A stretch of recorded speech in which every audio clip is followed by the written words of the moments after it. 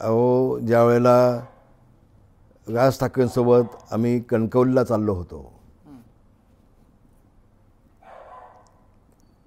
त्यावेळेला जो प्रसंग आम्ही पाहिला,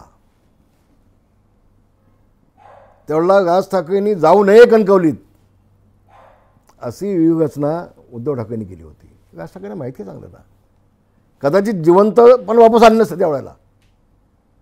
असा प्रसंग होता. ते मी सोबत होतो. एकदा महाराष्ट्राला कळू द्या ना काय नेमका त्रास झाला. असे कुठले 5 पॉइंट सांगा. म्हणजे मी हा एक मुद्दा सांगतो तुम्हाला.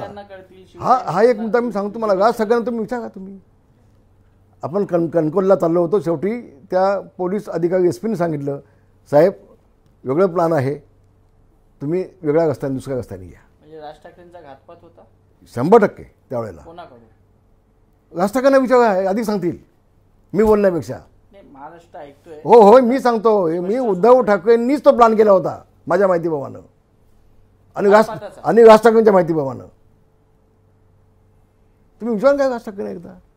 शेवटी रस्ता बदलून वेगळ्या रस्त्याने जायला लागला आम्हाला आणि कणकवलीत आम्हाला थांबू दिलं नाही एसपीने. वापस आपण सांगितलं आपण.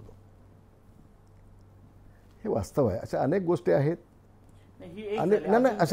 अशा अनेक गोष्टी आहेत. राज ठाकरेला राजकारणातून पूर्णतः संपवण्याचंच कार्यक्रम चालू होता. पूर्णपणे संपवण्याचा कार्यक्रम आहे. काय राज ठाकरेंनी मागितलं होतं मला सांगा त्यावेळेला? 2 जिल्हे, एक पुणे आणि एक नाशिक. फक्त 2 जिल्हे मला द्या, बाकी पक्ष तुम्ही सगळं सांभाळा. नाही म्हटलं उद्धव ठाकरे, नाही म्हटलं ना. मग तेव्हा महाराष्ट्र भलं कुठे गेलं होतं? एबीपी माझा, उघडा डोळे बघा नीट.